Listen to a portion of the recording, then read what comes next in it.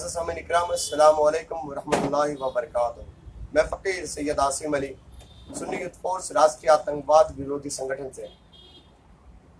मुअज़्ज़ज़ सामीन इकराम, मैं फिलवक्त नागपुर में प्रशासन द्वारा मनमानी तरीके से दरगाहों को, मस्जिदों को निशाना बनाए जाने के मुद्दे पर हाजिर हुआ हूँ।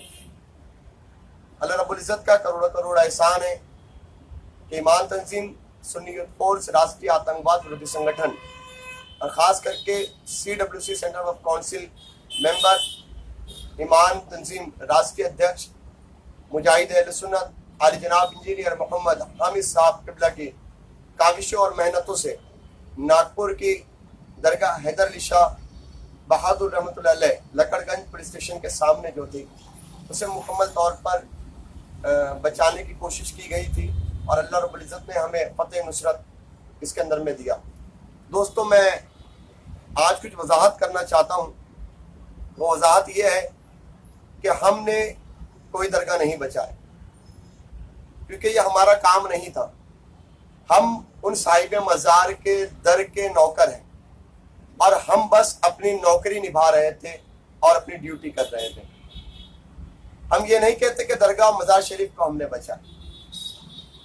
जिस वक़्त में नागपुर में किसी की औकात नहीं थी कि वो दरगाह शरीफ को बचा सके, यूं तो लोग दरगाह को तोड़ने पर आमादा थे और मज़ार शरीफ को निकालने के लिए मीटिंगें कर रहे थे। उस वक़्त में वाहिद ईमान तंजीम सुन्नी यूथ फोर्स राष्ट्रीय आतंकवाद विरोधी संगठन इस प्लानिंग में, इस जद्दोजहद में लगी हुई थी कि मज़ार शरीफ का तहफ़्फ़ुज़ कैसे किया जाए। आपने देखा होगा कुछ लोगों ने तो अपने हाथों से मज़ार शरीफ को शहीद कर दिए। उसके बाद में दरगाह ट्रस्ट के कुछ लोग हमारे पास में आए और आकर उन्होंने ये कहा कि इस मज़ार शरीफ को, इसका तहफ़्फ़ुज़ करना है, इसे प्रशासन द्वारा मनमानी तरीके से तोड़ा जा रहा है, इसे आप लोग बचाइए। दोस्तों, मैं बता दूं आपको कि कोई भी शख्स और कोई भी शख्सियत कोई भी ट्रस्ट को उस वक्त तक के नहीं बचा सकती जब तक कि वहां का ट्रस्टी उसे बचाने की कोशिश ना करे।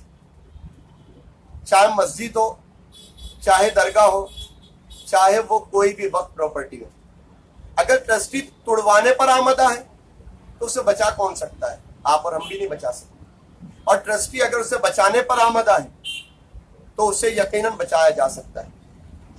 इसी तरीके से दरगाह हैदर अली शाह बहादुर रहमतुल्लाह अलैह के सरकार के आस्थाने के जो ट्रस्टी थे, जो सदर थे, आली जनाब शेख नवाब साहब, वो इंजीनियर मोहम्मद हामिद साहब के पास में पहुंचे। अब पहुंचकर उन्होंने ये रिक्वेस्ट की, गुजारिश की कि नागपुर शहर के अंदर में कोई भी बचाने वाला नजर नहीं आ रहा है और दरगाह शरीफ का तहफ़्फ़ुज़ करना बेहद ज़रूरी है। और इंजीनियर साहब ने फिर वहाँ पर अपना सेंटर ऑफ काउंसिल का लेटर के ऊपर में सबसे पहले तो उसे रुकवाने की कोशिश की। उसके बाद सुन्नी यूथ फोर्स राष्ट्रीय आतंकवाद विरोधी संगठन और ईमान तंजीम के लोगों ने एक एडवोकेट को तैयार किए और एडवोकेट को तैयार करने के बाद में यहाँ से एक टीम रवाना किए औरंगाबाद के। मैं आपको बता दूं कि कुछ लोग ये कह रहे हैं कि ये वफ़द ने स्टे दिया है, वफ़द ने स्टे दिया है। जी नहीं, ये ट्रिब्यूनल कोर्ट औरंगाबाद ने स्टे दिया है। कुछ लोग इस तरीके के इल्ज़ाम लगा रहे हैं कि 12 तारीख तक के इन्हें जवाब देना होगा और 12 के बाद में 13 तारीख को दरगाह शरीफ टूटेंगे, तो ऐसी बात नहीं है। 12 तारीख तक के नागपुर के महानगर को कोर्ट के अंदर में ये जवाब देना है कि उसने लिस्ट के अंदर में वक्फ की संपत्ति को डाली तो डाली कैसे, और वो जवाब नहीं दे पाई और उसके अगेंस्ट में उसके ऊपर में मामला दर्ज किया जाएगा। वो कानूनी प्रतिक्रिया जो हम पूरी तरीके से लड़ रहे हैं। इसी तरीके से वक्फ की संपत्ति को नुकसान पहुंचाने वालों के ऊपर में भी FIR दर्ज करने का सेंटर ऑफ काउंसिल ने आदेश दिया है और जिन लोगों ने दरगाह को अपने हाथों से शहीद किया है उसकी मुकम्मल CID जांच करवाई जा रही है। तो इंशाल्लाह 12 तारीख के बाद में ये जांच भी शुरू हो जाएंगी और हो सकता है कि सेंटर ऑफ काउंसिल अपनी कार्रवाई को पूरी करते हुए कुछ ही दिन के अंदर में FIR रजिस्टर्ड करके उसकी पूरी तरीके से उसके गुनाहगारों को उनके अंजाम तक के पहुंचाए। बहरकैफ ये एक अलग मुद्दा है। कानूनी लड़ाई जो भी है वो ईमान तंजीम सुन्नी यूथ फोर्स के लोग लड़ रहे हैं, आप ये याद रखें। सोशल मीडिया के ऊपर में एक वीडियो वायरल हुआ जिसकी बुनियादी झूठ से रखी गई है। उसमें यह कहा गया कि इंजीनियर मोहम्मद हामिद साहब से और सैयद आसिम अली साहब से और हाजी महबूब साहब से बात की गई। उन्होंने कहा है कि नागपुर में जो लोग दरगाह के स्टे ऑर्डर के लिए हाई कोर्ट के अंदर में पिटीशन दायर कर रहे हैं, हमने उनसे ये कहा है कि वो केस वहां से वापस ले लें, विड्रॉल कर लें। ये सरासर झूठ है।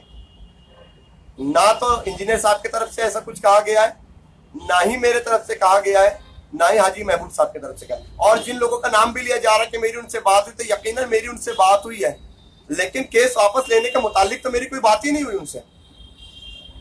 मैंने या इंजीनियर साहब ने या हमारे हाजी महबूब साहब, इन्होंने हम सब का सिर्फ एक ही मौक़िफ़ था, वो ये था कि एक केस को दो कोर्ट में नहीं चला सकते। अगर ट्रिब्यूनल कोर्ट ने स्टे दे दिया है तब आपको हाई कोर्ट में जाने की जरूरत नहीं है। और अगर आप हाई कोर्ट के अंदर में पिटीशन दायर करते हैं तो आपके ऊपर में FIR कोर्ट से रजिस्टर्ड हो सकती है, क्योंकि आप कोर्ट का समय बर्बाद कर रहे हैं।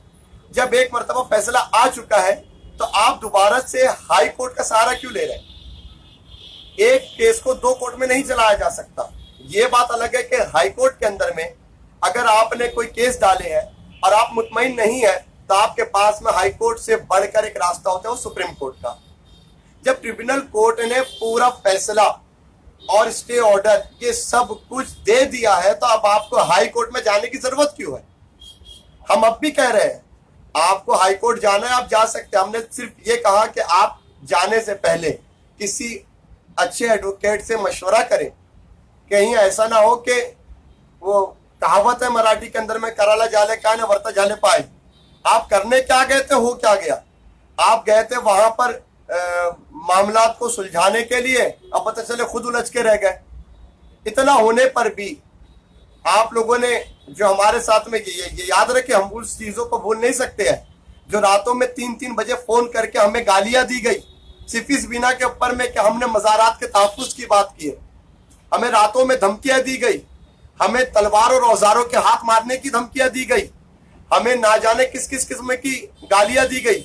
हमने सिर्फ और सिर्फ साहिब मज़ार के लिए हमने बात की है।